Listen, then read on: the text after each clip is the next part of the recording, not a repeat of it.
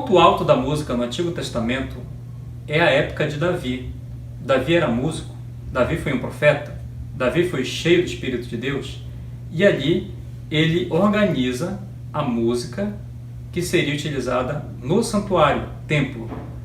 Ele também busca orientações para a organização desse ministério de louvor da música, e tudo ali é planejado, é cuidadosamente orientado. Inclusive, Davi recebeu orientação de profetas para fazer todo aquele processo.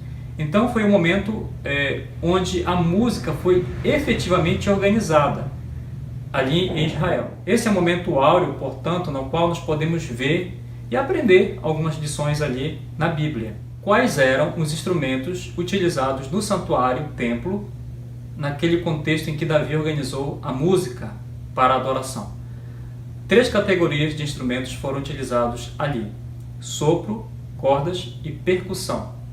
Na categoria sopro foram utilizadas somente as trombetas.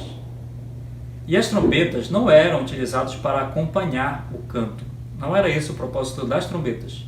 As trombetas, elas apenas davam um sinal para que a congregação se ajoelhasse na hora da oferta queimada e também da atuação do coral. Então as trombetas eram para dar sinais, ok? Somente isso, não acompanhavam o canto. A segunda categoria de instrumentos foi cordas. Na categoria cordas foram utilizados 2 tipos de instrumentos: harpas e saltérios. E esses instrumentos, sim, acompanhavam o canto. A terceira categoria é a da percussão.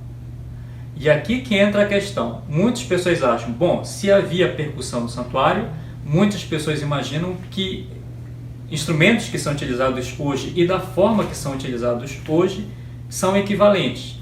Mas não é assim. Qual era o instrumento de percussão utilizado no santuário, no templo?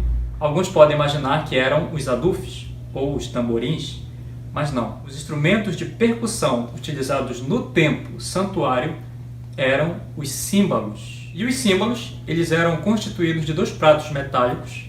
Segundo evidências arqueológicas, eles mediam cerca de 10 centímetros de diâmetro e eles tinham pequenos orifícios no centro pelos quais passava uma correia, e eles eram tocados de forma, com o movimento da mão, na forma horizontal, assim, ok? Agora é interessante porque os símbolos, eles não acompanhavam o canto. Eles não acompanhavam o andamento musical. Não era essa a função dos símbolos. Ou seja, eles não ficavam sendo tocados à medida que alguém cantava. Então os símbolos não eram usados para marcação de ritmo dentro da música, não eram para acompanhamento rítmico. Como é que eles eram utilizados? Os símbolos, eles anunciavam o início da música ou de uma estrofe. Eles marcavam o início da música ou de uma estrofe. Eles marcavam o fim de uma linha musical e também marcavam pausas e intervalos. Só que nunca, repito, os símbolos nunca marcavam os ritmos dentro do verso. Então, eles eram utilizados em momentos específicos apenas para marcar o início da música, o início de uma estrofe, ou o fim de uma linha musical, ou marcar um intervalo e uma pausa, só. Então, enquanto o coral estava cantando, os símbolos não estavam lá sendo tocados, enfatizando o ritmo. Não era essa forma. Então, a forma como se usam hoje instrumentos de percussão, na maioria dos lugares, não era a forma como eram utilizados os instrumentos de percussão no santuário templo. É totalmente diferente. Agora, grave essa informação, que ela é muito importante. Os símbolos, que são instrumentos de percussão não rítmica, foram utilizados no templo.